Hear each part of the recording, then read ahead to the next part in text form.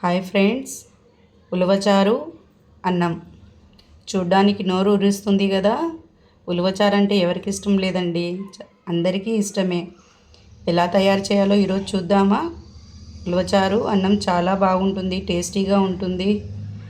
బిర్యానీ కన్నా చాలా టేస్ట్గా ఉంటుందండి. మీరు ట్రై చేయండి ఇంట్లో. నా రెసిపీ మీకు నచ్చినట్లయితే లైక్ చేయండి, షేర్ చేయండి, సబ్స్క్రైబ్ చేయండి. ఇప్పుడు ఎలా చేయాలో చూపిస్తాను.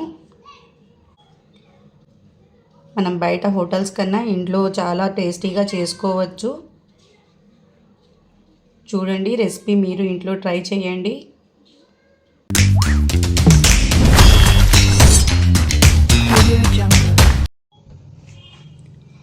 Hi friends, welcome to Fiza kitchen. ఈరోజు మన ఫిజా కిచెన్లో ఉలవచారు ఎలా చేయాలో చూపించబోతున్నాను.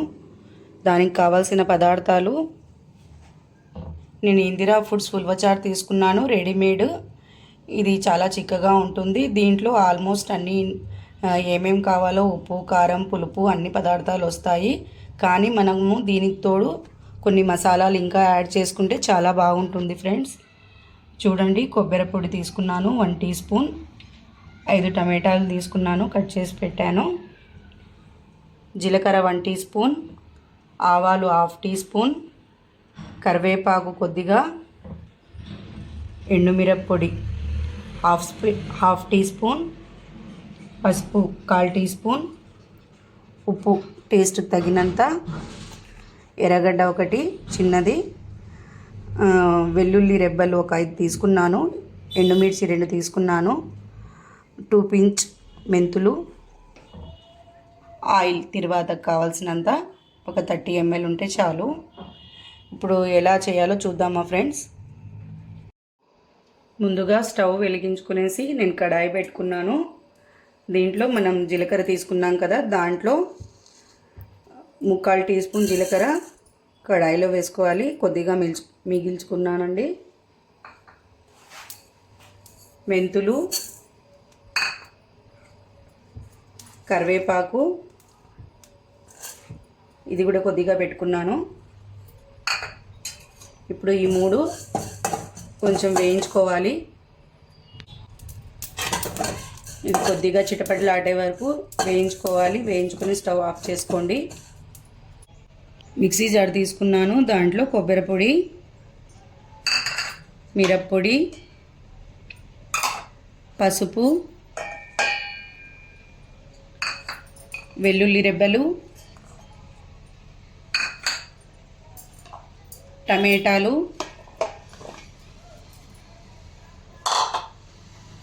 వేయించి పెట్టుకున్నాం కదా జీలకర్ర, మెంతులు, కరివేపాకు ఇవి ఇందులో వేసేయండి.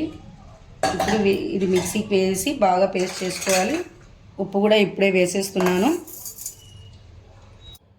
చూడండి, ఇలా బాగా పేస్ట్ చేసుకొని పక్కన పెట్టుకోండి. ఇప్పుడు మొత్తం మిక్స్ చేసుకోవాలి, చూపిస్తాను. చూడండి, పేస్ట్ ఇలా ఉంటుంది, చాలా చిక్కగా ఉంటుంది.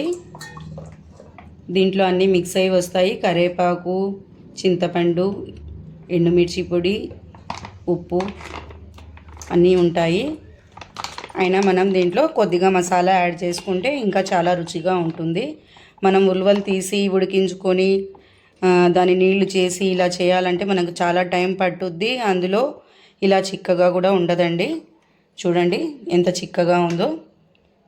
ఇలాగే కూడా చాలా రుచిగా ఉంటుంది. కానీ ఇది కొంచెం ఉప్పు ఎక్కువ ఉంటుంది దీంట్లో, ఎందుకంటే మరీ ఇంత చిక్కగా ఎవరు తినరు కదా, లూజ్ చేసుకొని తింటారు. మనం రసం అంటే రసంలాగానే ఉండాలి కదా, అందుకనేసి.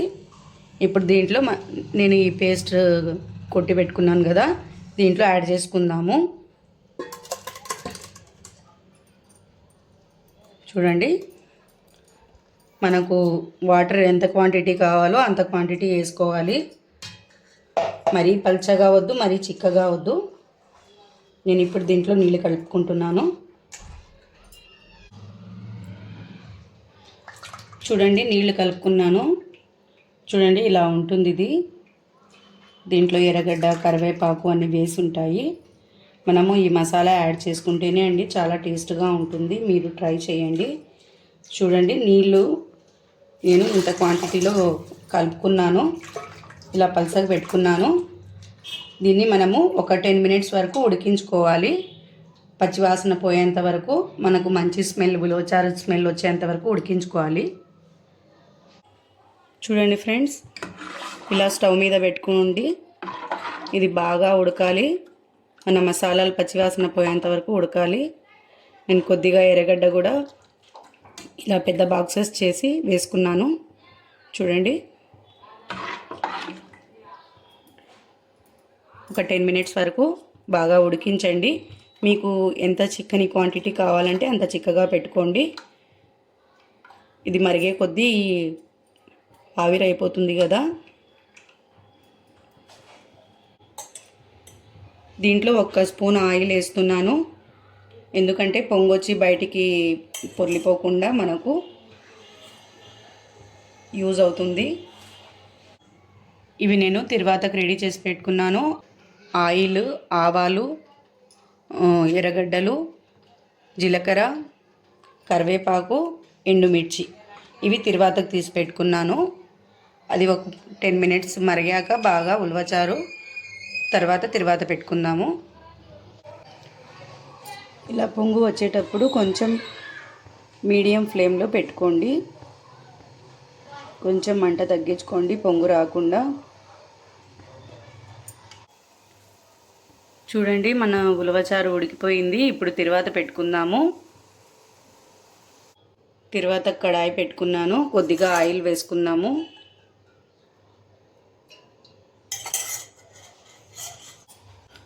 ఆయిల్ హీట్ అయిందండి.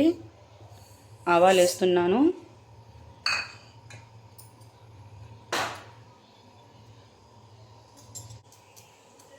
ఇప్పుడు ఎర్రగడ్డలు వేసుకోండి. జీలకర్ర ఇవి కొద్దిగా వేగాక కరివేపాకు, ఎండుమిర్చి వేద్దాము.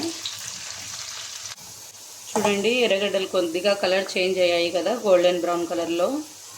ఇప్పుడు కరివేపాకు, ఎండుమిర్చి వేద్దాము. ఇవి కొద్దిగా వేయించుకున్నాక తిరువాత రెడీ అయిపోయిందండి. ఇప్పుడు రసంలో వేసుకుందాము. స్టవ్ ఆఫ్ చేసుకున్నాను.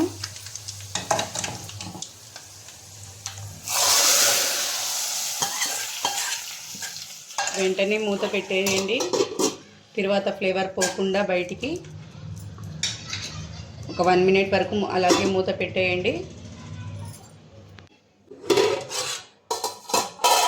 1 మినిట్ తర్వాత మనం తిరువాతని కొద్దిగా కలుపుకొని మనం అన్నంలో సర్వ్ చేసుకుందాం. చూడండి, మన ఉలవచారు రెడీ అయిపోయింది. ఇది బాగా చల్లారినాక తింటే చాలా బాగుంటుంది. అన్నం కూడా బాగా చల్లగా ఉండాలి. అందుకని ఒకరోజు ముందు నైట్ ప్రిపేర్ చేసి పెట్టుకొని మరుసటి రోజు మనం సర్వ్ చేసుకుంటే చాలా బాగుంటుందండి. చాలా టేస్టీగా ఉంటుంది. ఇలా వేడివేడిగా అయితే దాని టేస్ట్ కరెక్ట్గా మీకు అర్థం కాదు. బాగా చల్లారినాక తింటే మీకు దీని టేస్ట్ అర్థమవుతుందండి. చూసారు కదండి ఉలవచారు ఎలా తయారు చేయాలో. నా రెసిపీ మీకు నచ్చినట్లయితే లైక్ చేయండి, షేర్ చేయండి, సబ్స్క్రైబ్ చేయండి. ఇలాగే నా ఛానల్ని ఫాలో అవుతూ ఉండండి. మీకు ఇంకా వేరే రెసిపీస్ చూపిస్తాను. Okay friends, bye.